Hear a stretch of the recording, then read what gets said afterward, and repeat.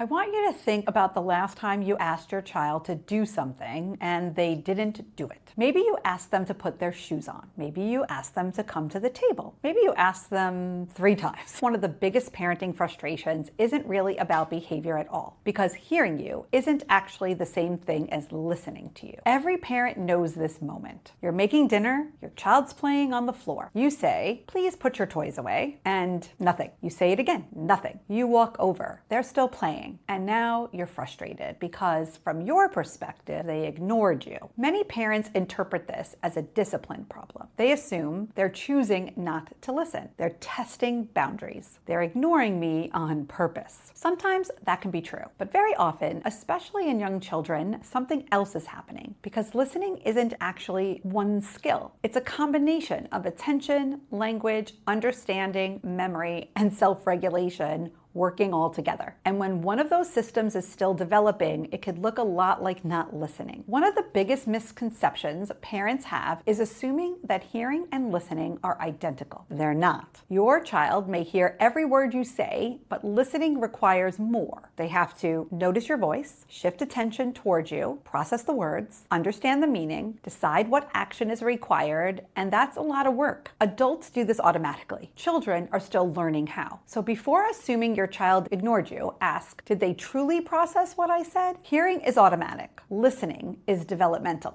Young children are surrounded by information competing for their attention every second. The toy they're holding, the sound outside, the cartoon they watched earlier, the game they're imagining. Their brains are constantly deciding what deserves focus. And sometimes your instruction loses the competition. That doesn't necessarily mean defiance. It may mean their attention system is still developing. Attention isn't something toddlers can simply turn on. Let's say you tell your child, go upstairs, get your blue shoes, and bring them downstairs. That seems simple, right? To an adult. But for a young child, that instruction contains multiple pieces of information. Go upstairs, find shoes, remember the color, bring them back. If language comprehension is still developing, parts of that message may be lost. And the result? A child who appears not to listen, when in reality, they may not have fully understood the directions. Sometimes the message doesn't arrive the way we think it does. Another skill involved in listening is working memory. Working memory helps us hold information in our minds while we complete a task. Young children are still developing this ability. So when we give multi-step instructions, they may only remember the first part, or the last part, or none of it. That's not laziness, that's development. Sometimes simplifying a direction dramatically improves success. Go clean your room. Instead, try put the books on the shelf. One step, one goal, one success. Smaller instructions create bigger successes. This is why listening can be so complicated. A child may struggle because of language processing, memory, emotional regulation, fatigue, excitement. Parents often search for one explanation, but development rarely works that way. Human behavior is usually the result of multiple systems working together or not working together. The more we understand that, the less personal these moments feel. One of the hardest parts of parenting is adjusting expectations. We often expect children to respond the way adults do. Children are still developing the skills that make listening possible. That's why progress matters more than perfection. A child who needs 3 reminders today may only need 2 reminders 6 months from now. Development happens gradually, and listening is a developmental skill, not a personality trait. Listening is learned over time, not demanded in the moment. Here are some key takeaways.